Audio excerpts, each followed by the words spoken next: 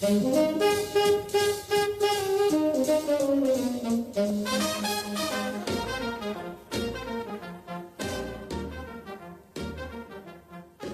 podcast is an invitation to feel and experience the souls of famous old Hollywood homes and to have an in-depth journey to the areas where they're located through interviews with longtime residents. Either you're a fan of old Hollywood in Los Angeles, planning to have a vacation, or, an even bigger step, considering a certain area for your future home. This is your opportunity to receive valuable information and insightful advice you won't find anywhere else.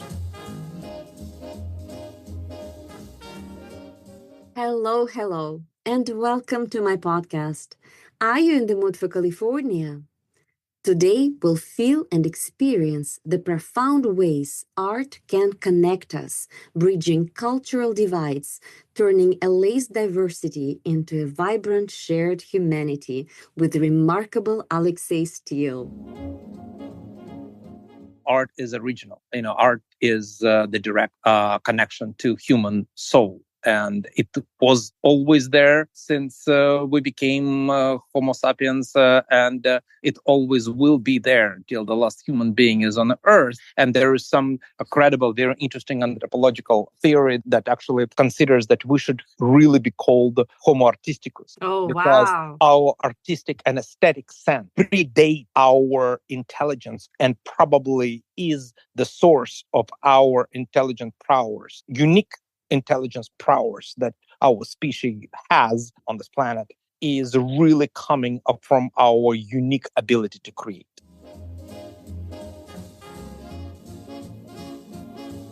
Masha Korpacheva is a California-based realtor and a member of the National Association of Realtors in Los Angeles. She's an advocate for selling and buying homes with soul and practicing mindfulness in real estate.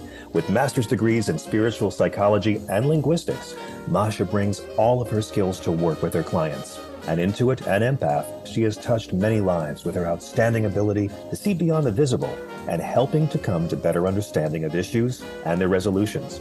An adventurous world traveler, from climbing Mount Kilimanjaro in Tanzania to exploring the Galapagos Islands, Masha has a particular passion for the City of Angels. Having landed in this paradise and adopted it as her home, she's been sharing old Hollywood stories since 2007.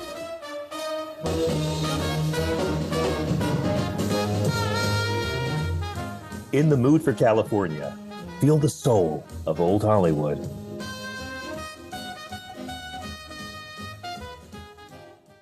And now, are you ready to experience the power of art to unite and inspire? What if art could break barriers, build bridges, and transform a community? In 2016, California artist Alexey Steele asked this very question with his groundbreaking project, Love My Neighbor. Known for his classical training and monumental murals, Steele turned his focus to the city of Carson, where he had had his studio for 14 years.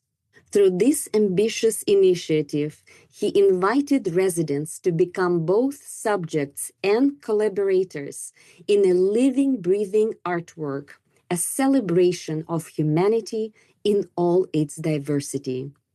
Love My Neighbor wasn't just an art project. It was truly a cultural intervention. In a city often divided by its differences, Alexey Steele turned art into a unifying force. By encouraging dialogue and collaboration, he demonstrated how an artist can influence a community beyond aesthetics.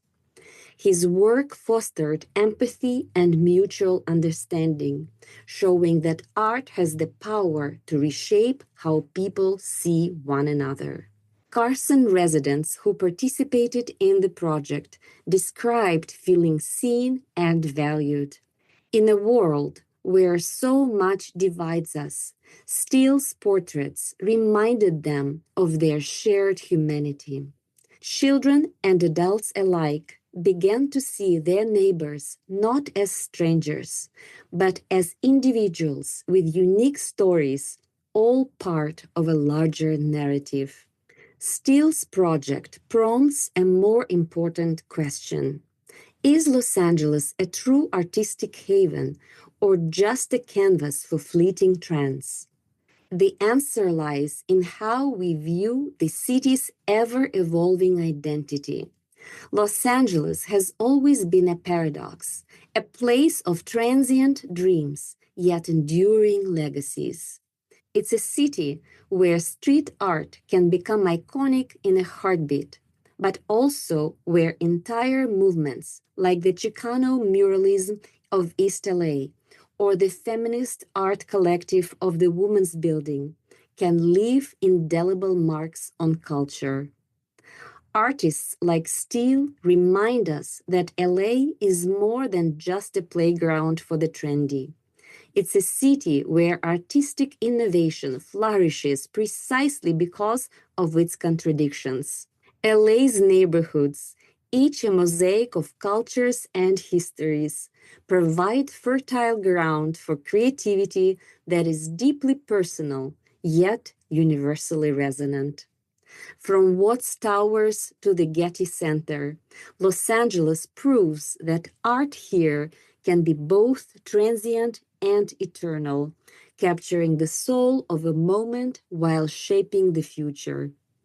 To live and create in Los Angeles is to embrace the tension between permanence and impermanence, between raw individuality and collective identity.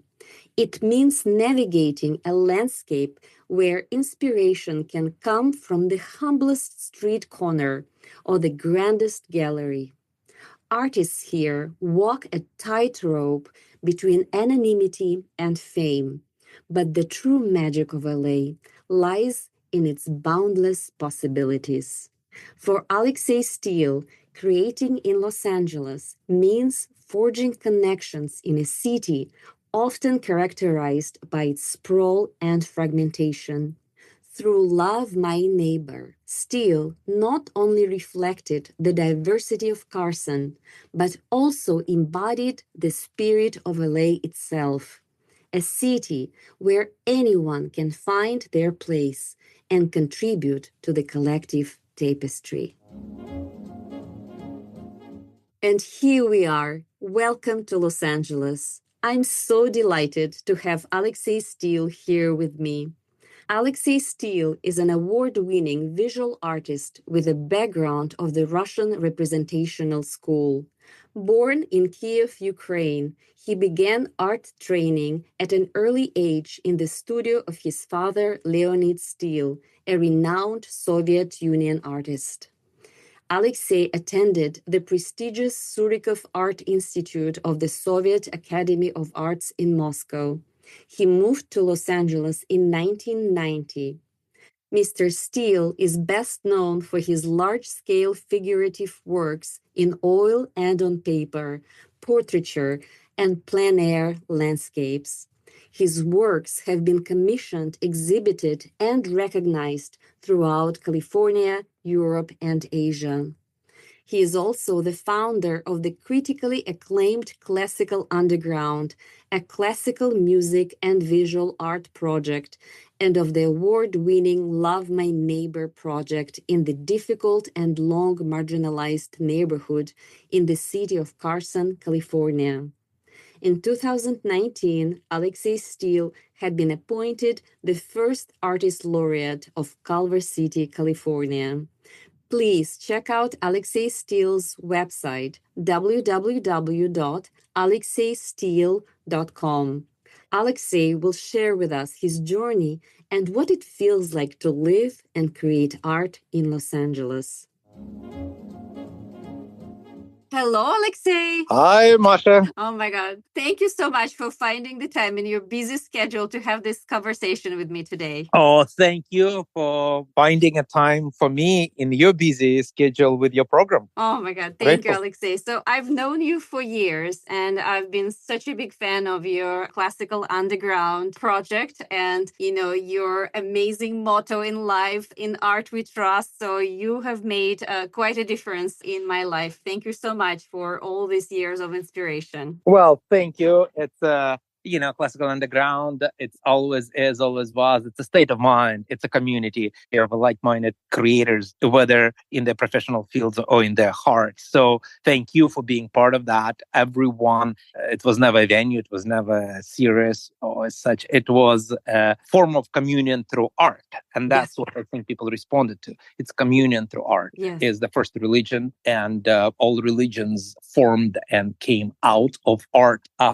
for better or worse. And art is original. Art is the direct connection to human soul. And it was always there since we became Homo sapiens, and it always will be there until the last human being is on Earth. And there is some credible, very interesting anthropological theory that actually considers that we should really be called Homo artisticus. Oh, because wow. our artistic and aesthetic sense predate our intelligence and probably is the source of our intelligent prowess, unique intelligence prowess that our species has on this planet is really coming up from our unique ability to create. So true. I couldn't agree more with you, Alexey. This is just so fabulous the way you just worded it. And after that, let's just jump right in, Los Angeles and this fabulous city that we all live in. And you moved to Los Angeles in 1990. What initially drew you to this city? And what were your early impressions? Well, LA is amazing. LA is unique. And the first impression of Los Angeles, oh my God, I still remember that. Out of driving from LAX on the first ride, and I keep asking, where is Los Angeles? When is Los Angeles? After being, Moscow, St. Petersburg, cities like that. And I'm as we drive, I'm asking, when is the city? And they say, we're in the city. Wow, this village, that suburbs, this nothing, middle of nothingness.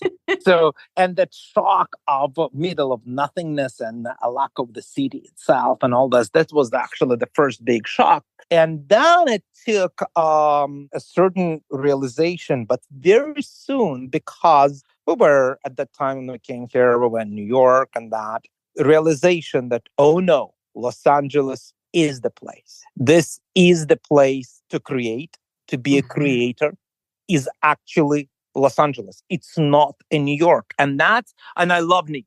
There's nothing to say about New York. I love New York. But that understanding of Los Angeles as the place to be active creator, that formed very, very early on. I really sensed quite immediately that as an artist in New York, you're a pet of bankers.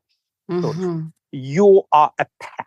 And in Los Angeles, you're a workhorse to be exploited because you carry water, you're doing something. And to me, as a professional, that's something way more honest. And then that was a first level of realization and the question, why Los Angeles, why not?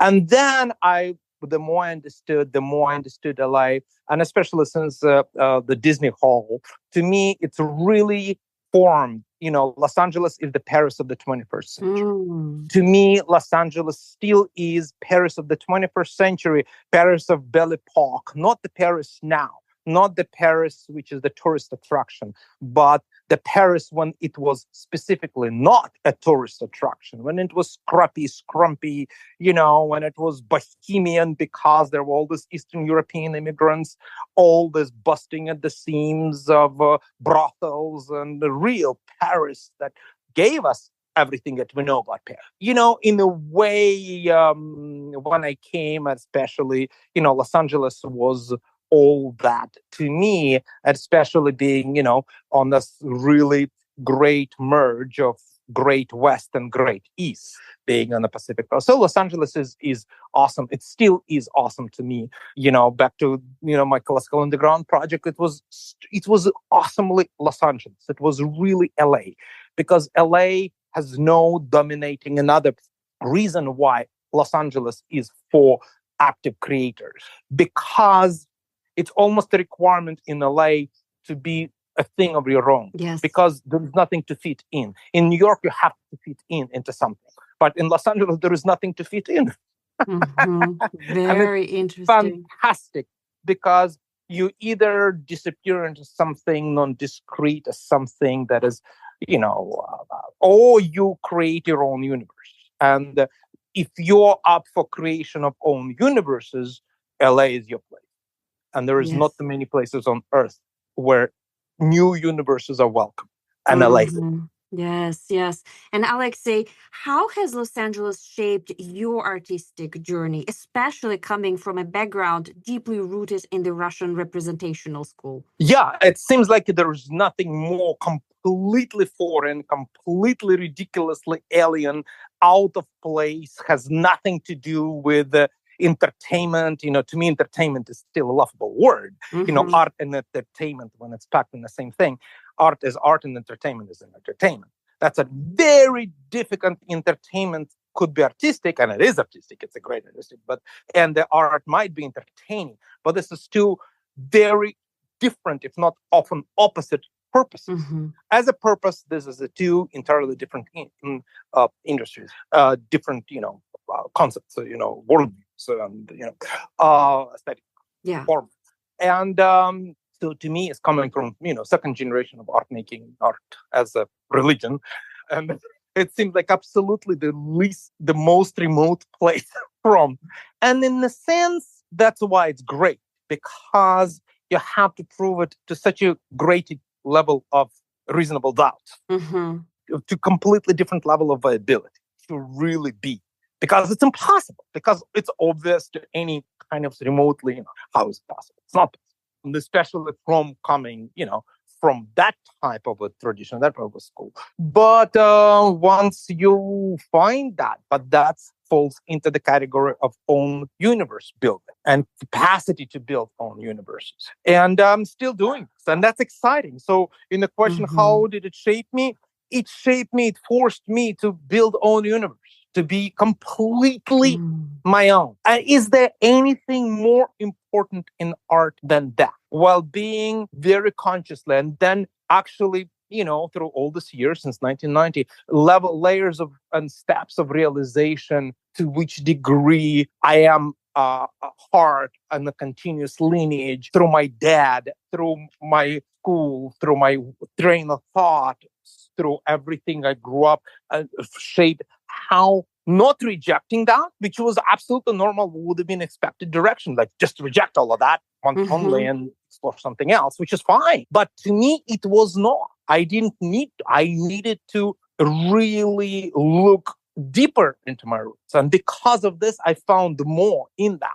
Interesting, right? Once it's completely foreign and it's completely, but as you start, is a perfect foundation for own unit. And as you start making it completely your own, not because somebody told you, not because it's any level of authority that told you that, not because that's something that you were like so enamored in as a growing up as a young artist, like, oh, that's how. No, it's suddenly because you realize, no, this is me. Yes. That's my own. And which part of it is my own? And that's starting shaping both thematically, visually, everything, both realization what I'm not and what I would likely never be. You never say never. You never know. I have zero for a long time. I can do anything.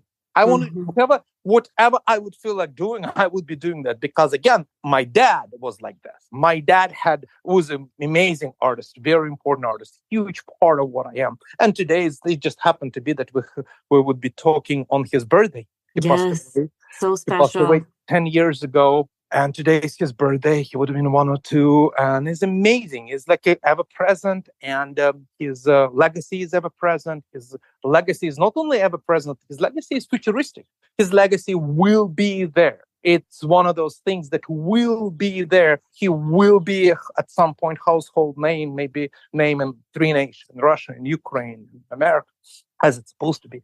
And the reason for that is because he created images of a superb power, aesthetic and superpower, and on a superb level of human. That what he was unique about, because he was part of the Soviet system, socialist realism. So what he hated the term, but that was Soviet art. We're from Soviet Union. I cannot really hardly still say I'm from Ukraine or from Russia. I'm from Soviet Union. Yeah. And that creates a very different cycle. When you're from the country that no longer exists on the map, Mm-hmm. If people have hard time, I mean, I always said, no, I feel like I'm Atlantis. Yes. I'm from the continent that no longer exists. Mm-hmm.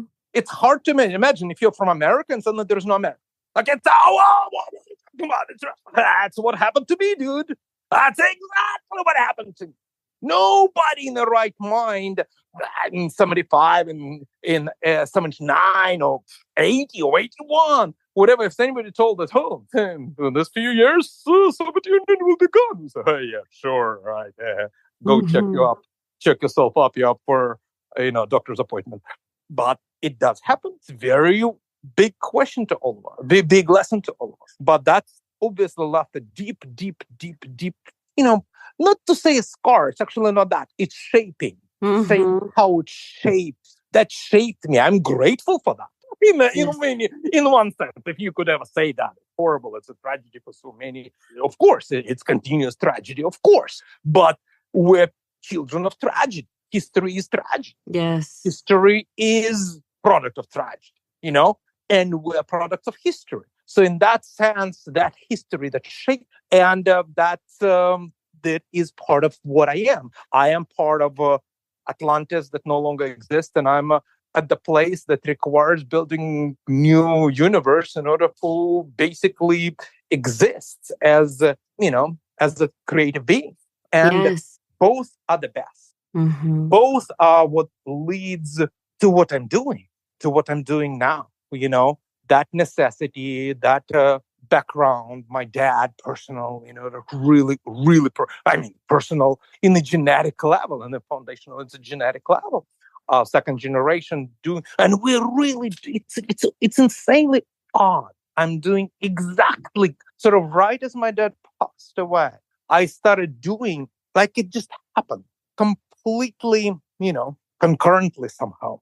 Mm-hmm. That I sort of picked up where he left off in Russia, where he left off in the Soviet Union, where he left off after all his incredible, he's one of the main greatest, one of the most prominent Ukrainian artists of the 50s, 60s, and 70s, just really depicted Ukrainian people, the people.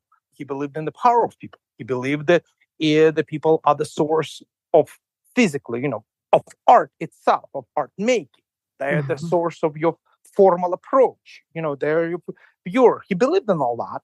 And then when we moved to Moscow, and he founded the museum because he believed that he believed in art is a reflection of people. Art, what that Soviet Union of formal art belongs to the people. And he believed in that. It's not just words, but for them. The people are the source of art. And then he believed that art, because of that, is a huge lever in a society. So he founded two museums, and the museums that he founded in this Moscow suburb of Balashikha, it still exists. It exists. It just celebrated 40 years, which is insane for anybody closely relating to the most recent history of especially post-Soviet Russia, collapse of the 90s, when it was a completely lawless land of gang, of turf fighting. When the rivers of blood were flowing in competition for any type of resources, my dad, for the museum, for the gallery that he founded, he was able to secure two absolutely spectacular prime location in the main square of that city. And he pioneered amazing concept for Soviet Union, municipal gallery, not the museum that is centrally owned by, Ministry of Culture, as all of them, but municipal. He believed in local governance, municipally owned gallery. So that municipally owned gallery became in a bleak, that, Moscow suburb. The reason he didn't go to Moscow, and settled up there, because he started doing landscapes, and it was a most gorgeous spot. And he said, no, I'm not in Moscow. I'm going to be right here in the close suburb. Gorgeous. He did so many landscapes there. And then he quickly realized that, that it's a bleak industrial sort of town that he literally transformed with that art museum. So in a way, it functioned as a church, back to the concept of a worldview of what art is. I've seen that work. So the people responded to that museum as there was, it was atheist society. There was no churches. So that was, in a way, it was the spiritual, or the place of spiritual sustaining, which has a very practical implication. Yes, something that really gave faith to people. Yeah, but imagine this. So back to the turf wars of the 90s. If you know anybody who knows that region and all this, there's the gangs of one of the most vicious gangs in the Moscow region were right there. Liberetsky region and Balashikha, they were two of the prime, very, very serious gang violence. Nobody ever touched the gang. Nobody. When museums and famed institutions went under, became places for dividing property and property division and fights for control of the properties, and then they were leveled for parking lots, for shopping centers, for anything. Nothing really. This never went even at question. Why? Because they're as kids, all these gangsters, all as kids, they went through this museum. Their mothers, their grandmas. This was there. Nobody would ever touch it. And to me, this is an insane evidence of the true power of art. Consequently, I really believe that my dad's, what he stepped on in this municipal galleries, which is so tight, that becoming really affecting the community, that really start community building factors. This is what we need now. Because we're seeing the loss of commercial gallery spaces, places like Culver City, where I reside, where I was artist laureate for 3 years. First artist laureate, helped to shape the city, this incredible pioneering program. So once I realized the bleak future that we're actually losing, for example, in Culver City is famous for its the art is so fundamentally important for that small city on the west side in LA County. And the studios, original studios in 1920s, the creative field is the source of its current power in many degrees. But the on Moss, great architectural firms, galleries, and the whole Culver City galleries. It was the staple of the last 25 years. Now we're losing them. So my dad was right. So now is absolutely proper function of local governance is to step in with the concept of municipal gallery. So municipal gallery that my dad pioneered and proved working back in the late 70s in the Soviet Union turned out to be one of the really working case studies and solutions for this sort of post-modern America. Right. And that's interesting. And the same thing as with his approach, that he especially worked very closely in Ukraine with going into the people and just as it happened, that's what I started, that right as he passed, at that time, for 14 years, my studio was in Carson, in the city of Carson. 14 years, fantastic warehouse, 7,500 square foot, the best studio you can ever imagine. Ridiculously cold, brutal cold at night, brutally hot in the summer, the greatest space, greatest studio on both sides of Atlantic. And that was the home of classical underground. Yes. For anybody who knows. And because of this placement, Carson is unique. Carson is statistically most diverse cities in the nation. It's on different stats, it's either number 1, number 2, number 3, number 5. It's immaterial. It's one of the most diverse localities in the nation. So, and that has many different angles to it, with its richness and as I first moved, and when I moved to Carson out of west side, very well west side, with clients in plein-air, Beverly Hills, all that kind of hangout. And when I said I'm going to Carson, they said, goodbye, you might just as well move to Moon. I said, okay, great. See you when I come to the Moon next time. So, oh no, we're not planning so. And then I built it and they will come. I built that incredible studio, and then just happened it's naturally grown into that whole classical underground phenomena.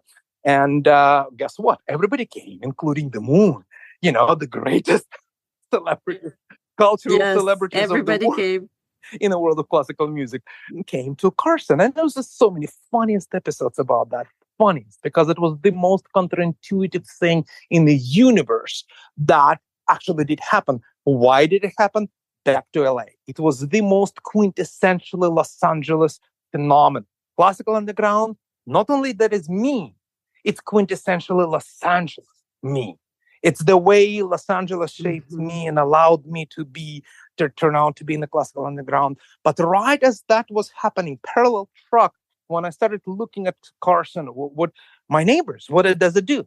That density, you look literally. I looked at my parking lot in this complex I was in, and it was like it was the rest of the world. Try to find a really tribal leaders, Hawaiian tribal leader. I mean, go to Hawaii, try. I mean, good luck. My next door neighbor, closest friend, Uncle Lincoln, tribal, amazing, the deep tribal leader. Great gospel churches. I mean, just South Central Church. Just a great, incredible Mission Ebenezer, Pastor Isaac Canales. This, Latin and inner city. It's this inner city strength and everything that whole color of it is right there, including 16 gangs. It's also real world. It's very, very real. So, and I started looking, and I started. It was the most exciting and the most inspiring thing you could imagine. So I said, what would you do? I'm an artist, I'm visual. So I started painting. I started painting my neighbors who are not any neighbors, but I just relate to certain people who I relate more to. And I started looking at them, and I painted my great friend, Imam Ashraf, right, my next door neighbor. Fun, amazing, Imam Ashraf Karim. So he was probably one of the first ones I did in my series. And that started to shape up as a series. So right as I was, continuing doing all my paintings and all my, in the classical underground, as I was testing the ideas of what is the place of art, what art really represents, pure art making, how does it fit in a contemporary society? Now, that was really what the experiment was with classical underground. And but as I was doing this, like, how do you apply this? So I was shaping the series, and that series started to shape. And then, interestingly, right as my dad passed away in 14, suddenly, completely coincidentally, I ended up developing a working relationship with the City of Carson, with the human services. So suddenly they knew me through many different things, but I never even thought looking work. So suddenly, right as my dad passed, I started doing exactly what he was doing back in the Soviet Union. I started collaborating with the local governments closely, really, really, really closely. It's just worked. It worked. My dad, the way he did, because it was practical. It was just collaborative work that gave this great results that he did there. So for me, my collaboration with the City of Carson really resulted in something that became Love My Neighbor project. First, they gave me a grant and then I took it to, once I realized we had this really notable meeting in the human services with the sheriff's department, because I thought of it knowing already, being by then, by what, 10, by that time, I was like 7 or 8 years there and working already on it. And, being embedded in the community deeply, I decided to build this as bridge building, intercommunal bridge building project. And and I believe that in my search for this great and inspiring character, my concept is regardless, where you are, you would find this amazing, amazing people that bind the community together.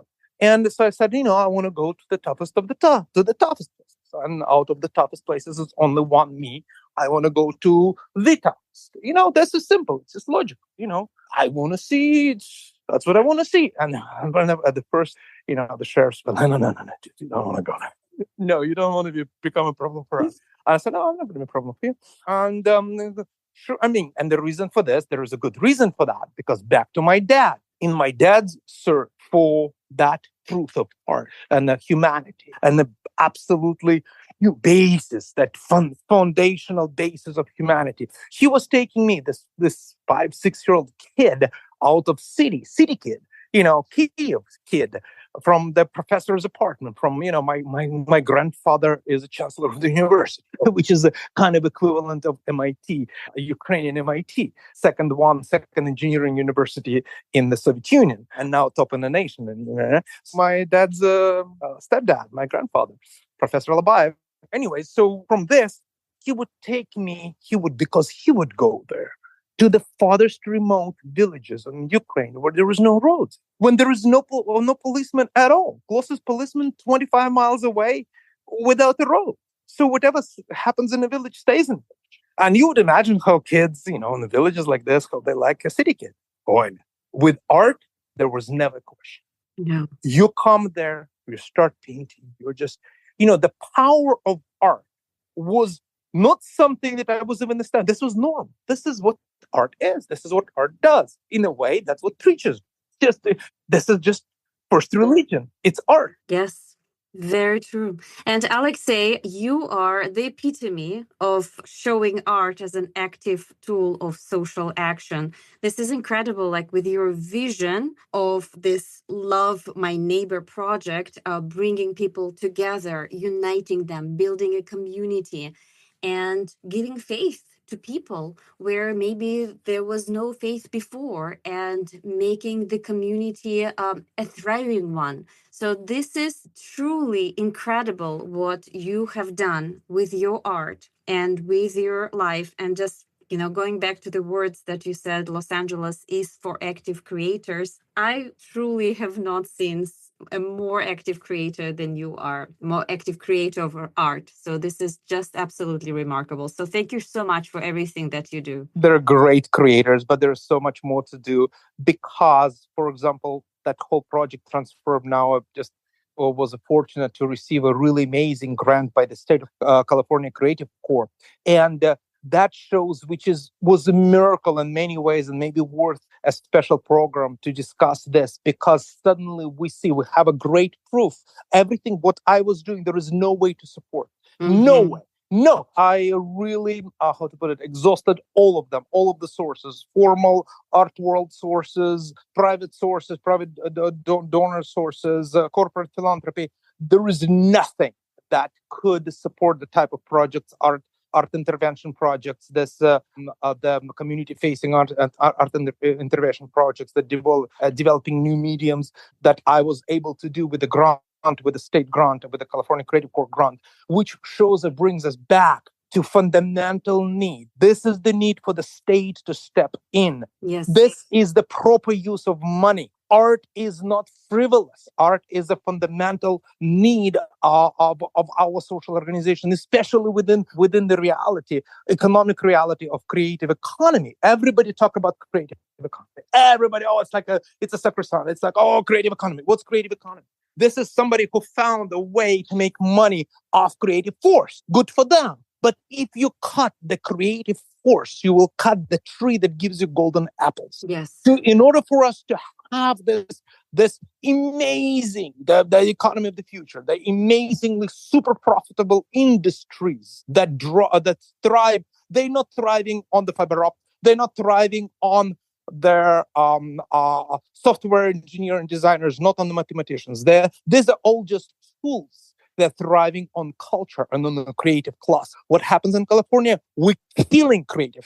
Creative class is being killed and wiped out and economically displaced from the state of California. And until the state realizes what at stake is the future of creative economy. And creative economy is, as any type of form of hyper-profitable, it's exploitative in nature.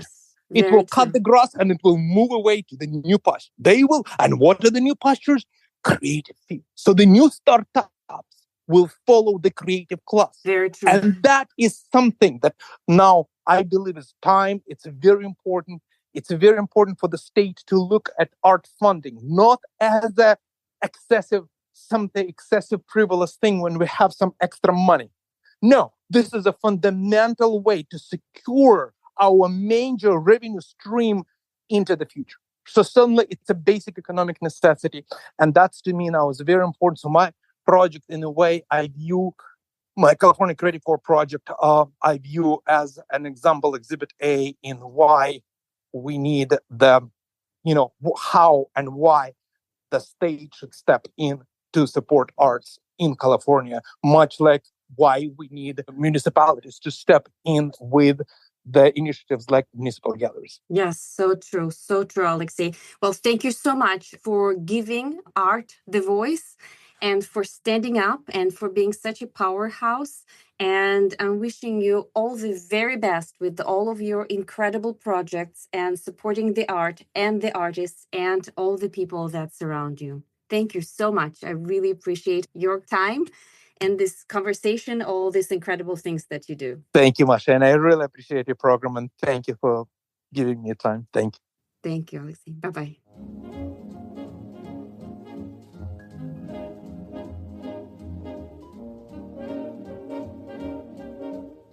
Thank you very much for tuning in to feel and experience artistic Los Angeles with my special guest, Alexey Steele. If you enjoy my podcast, In the Mood for California, please sign up for future episodes at your preferred platform and please leave your feedback. I really appreciate your time and support.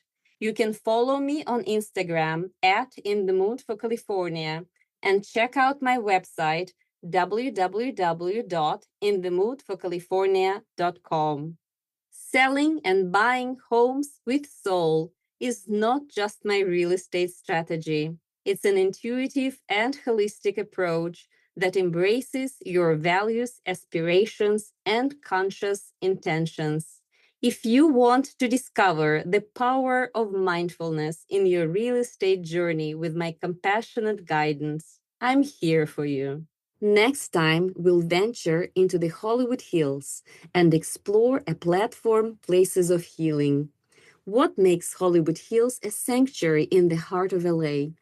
How does it inspire connection and transformation? Don't miss this journey into one of the city's most intriguing areas. Cannot wait to see you there.